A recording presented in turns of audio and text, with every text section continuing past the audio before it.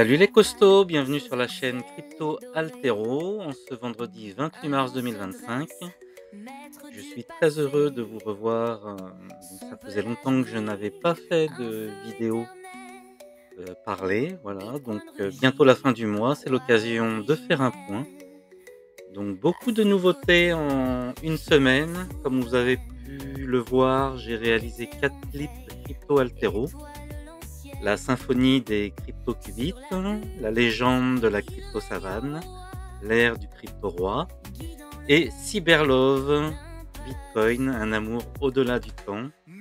Voilà, merci pour ceux qui like et qui aiment cette approche plus artistique de la crypto. Donc, elle a pour but avant tout de vous divertir et de vous présenter l'écosystème dans son ensemble, son fonctionnement.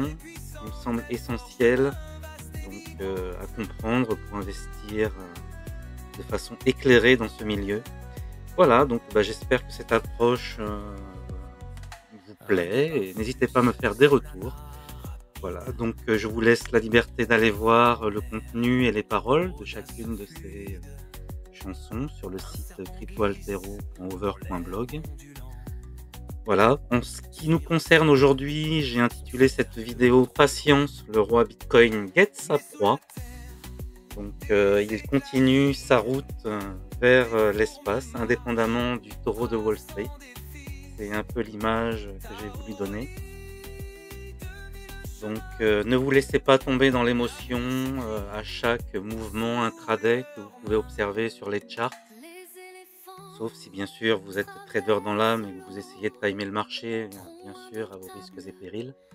Mais vous allez voir que d'une vision plus objective et macro et long terme, le meilleur est à venir. Donc allons regarder tout ça. Pour remettre en perspective donc, les choses, donc, nous voici sur CoinGecko avec la charte du Bitcoin en capitalisation boursière. Regardez un petit peu l'évolution globale de la capitalisation boursière de Bitcoin. Donc vous voyez que ça ne fait que croître d'année en année. Donc vous voyez que là on arrive sur des pics autour de 2000 milliards. Si on fait un point complet donc du top des actions et indices boursiers en termes de capitalisation boursière, on voit que l'or et les matières premières, l'or est la première, avec 20 000 milliards de dollars. Le Bitcoin aujourd'hui est à 1,7 milliard, donc vous voyez que ça laisse des perspectives un petit peu hallucinantes. Alors je dis pas qu'il va faire x20, enfin x10 au moins, pour rattraper l'or, mais en tout cas, vu l'adoption générale des marchés, des États et du monde dans son ensemble, je pense qu'on est bien parti pour surperformer. Donc, vous voyez aujourd'hui on est autour des 80 000 dollars, plus 85 000. Donc ne serait-ce que 5 fois plus d'apport dans les années futures, on se retrouve proche des 500 000 dollars. Donc voilà, gardez ça à l'esprit, que déjà dans une vision long terme, vous serez gagnant quoi qu'il arrive. Donc sans aller chercher à regarder les fluctuations du cours à court terme, qui sont une source de stress et d'angoisse. Donc non, gardez cet esprit long terme et une confiance dans cet actif qui devrait donner des performances hallucinantes dans les années à venir. Voilà. Oui, une petite aparté donc sur les dernières créations de la chaîne. Donc les 4 clips que je vous ai mentionnés tout à l'heure. Donc n'hésitez pas à aller voir, c'est sympa et ludique. Et n'hésitez pas également à vous inscrire à la newsletter, comme ça vous recevrez toutes les nouveautés. Et bien sûr, vous voyez qu'il y a beaucoup plus de contenu donc sur la simple vidéo YouTube. Donc j'essaye d'expliquer ma démarche dans son ensemble sur mes créations. Donc à expliquer un petit peu le rôle de certaines cryptos, comme là en l'occurrence Atom Cosmos et Phil et Airwaves dans l'écosystème donc Atom avec son interopérabilité, AVAX également, pour communiquer entre chaque blockchain et donc faire le parallèle avec, là en l'occurrence, la physique quantique. Mais bon, c'est à la fois ludique, instructif et voilà, n'hésitez pas à faire un petit tour sur le site. Il est plein d'informations très utiles et divertissantes, voilà. Et on apprend tout en s'amusant, donc n'est-ce pas fabuleux? Voilà, donc en ce qui concerne, plus les charts, l'indice de peur et de confiance, vous voyez que, tout va bien, hein, c'est pas la cata. Bon, la alt season est tarde à venir, hein, comme on peut le voir, mais bon, ça laisse des points d'entrée pour ceux qui n'ont pas, fait un all-in dans les cryptos, hein. Donc n'hésitez pas à recharger en ces moments de difficulté, c'est un petit peu la démarche à avoir. Bon, on a pas mal remonté quand même sur notre portefeuille crypto Altero.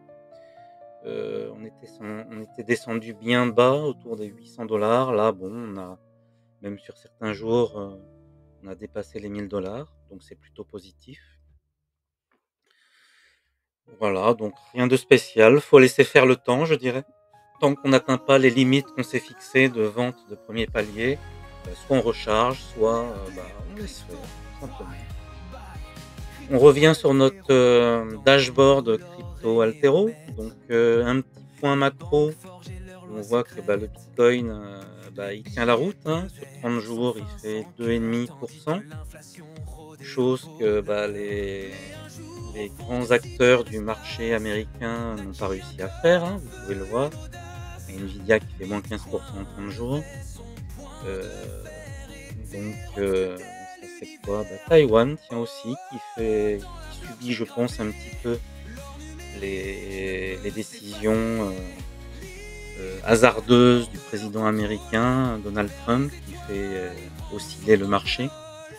Donc avec ses revirements et ses prises de décision sur les taxes douanières et compagnie. Donc ça crée de l'incertitude au niveau des marchés.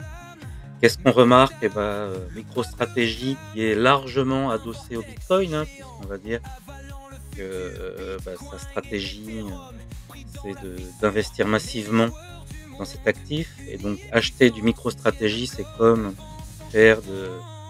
acheter du Bitcoin à effet de levier. Et comme Bitcoin se porte plutôt pas trop mal, vous voyez que MicroStrategy, on profite largement, 23% en 30 jours, hein, ce qui est plutôt honorable. Voilà. Quoi d'autre? BYD, hein, les marchés chinois qui quand même sont très forts, hein. Donc on arrive peut-être un peu en retard sur le marché chinois. Peut-être qu'il fallait y venir il y a 1 an, voire un peu plus. En tout cas, ça laisse quand même de belles perspectives, je trouve. La Chine est en pleine effervescence et ébullition, que ce soit en termes d'intelligence artificielle, des marchés automobiles, d'énergie également. Vraiment, ils ont une dynamique folle et je pense qu'ils vont bientôt devenir la puissance mondiale numéro 1. Ça ne devrait pas trop tarder. Voilà, en tout cas, bon, c'est toujours intéressant d'avoir cette petite vision macro, en plus de la vision de nos petites altcoins et cryptos, mais qui sont un marché émergent et, comme je vous le dis, avec un avenir à fort potentiel. Je pense que ça va suivre l'évolution du Bitcoin. Donc voilà, plutôt bon, hein. Vous voyez qu'on reste quand même sur 2 semaines croissantes. Donc 11%, 2%, donc c'est plutôt positif. Donc la baisse actuelle était un peu prévisible, je vous avais un petit peu alerté dans mes vidéos d'ailleurs, donc qu'il y avait des baisses de volume, donc une hausse avec des volumes décroissants comme je vous l'ai expliqué dans les premières vidéos. Où on apprenait un petit peu les bases du trading, ça signifie que le mouvement est invalidé. Donc du coup, il fallait s'attendre à une légère baisse. Donc nous voici sur le chart du Bitcoin USDT.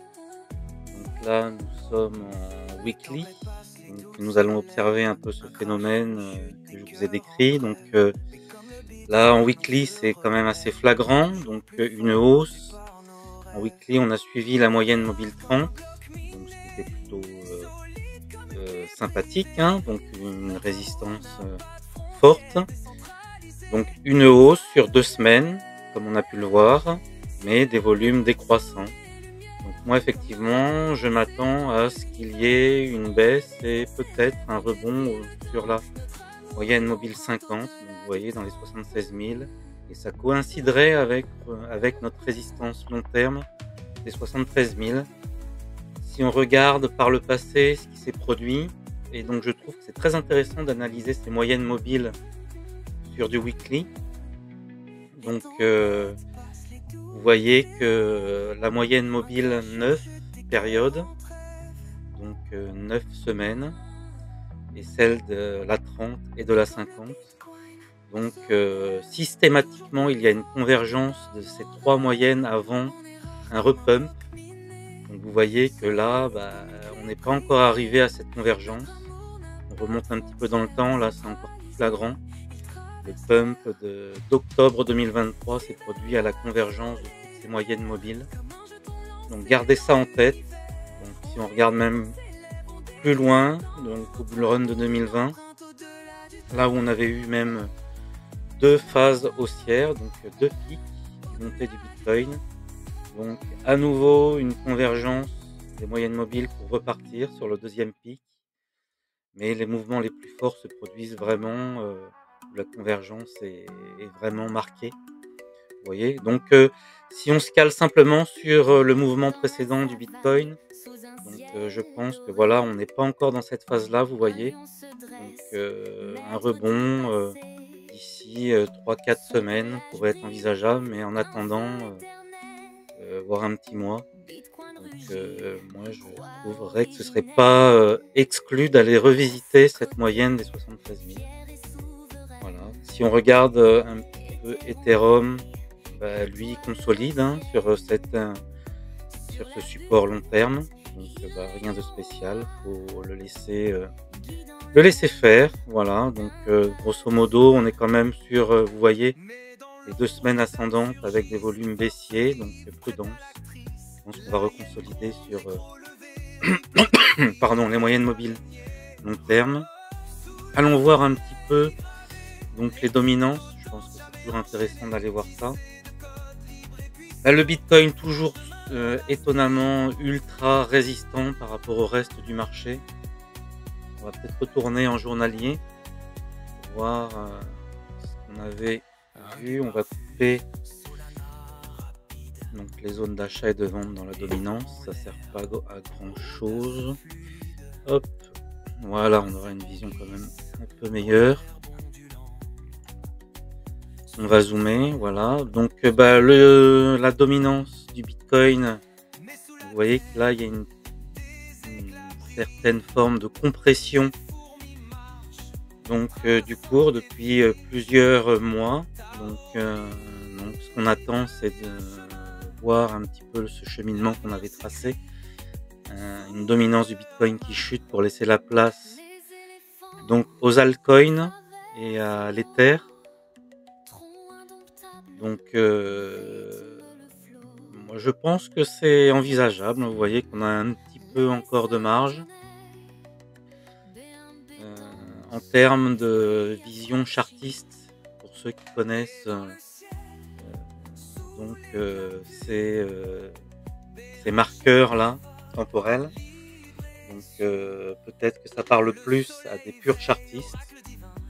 Moi je suis toujours un petit peu comme je suis pas un pro trader, un peu en phase attention, ça peut quand même malgré tout aller dans les deux sens, même si ça respecte une certaine forme. Voilà, donc j'aime bien moi analyser les cours aussi en fonction du volume, et comme on voit que les volumes sont plutôt descendants sur tous les exchanges, donc prudence. Et c'est vrai que c'est capté par les marchés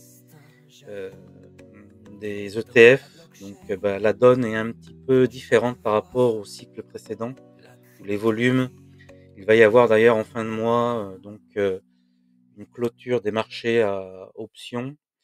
Donc attention, il va y avoir des forts volumes là, je pense aujourd'hui même. Donc on parle, je crois, d'une vingtaine, d'une trentaine de milliards d'options sur Bitcoin qui vont arriver à échéance. Donc les mouvements risquent d'être forts. Donc attention. Voilà. Donc Ethereum qui sous-performe Bitcoin comme à son habitude. Par contre, ce que je vois là sur le Total 3, donc il y a un marqueur sur les altcoins. Donc c'est qu'on serait dans une certaine forme de bull flag. Donc bon, je dirais quand même positif. Donc à court terme, attention à ce week-end et cette clôture des marchés à options qui peuvent faire des forts yo-yo. Mais nos 2 semaines sur la dominance Total 3 est somme toute vraiment positive, hein. Donc on voit qu'on fait malgré tout donc un beau mouvement de 12% quand même de progression sur les alts en termes de volume. Donc, ce qui reflète bien notre progression sur les 2 semaines, hein, qu'on a observé sur les cours de tous les alts. Donc positif, voilà, donc je pense que c'est le maître mot et puis de cette vidéo et surtout gardez la foi, ayez une vision long terme du marché. Voilà, donc je vous souhaite un très bon week-end à tous. J'espère que cette vidéo vous a plu et je vous dis à très bientôt les costauds. Gardez la force. Ciao ciao. Sur les cieux infinis.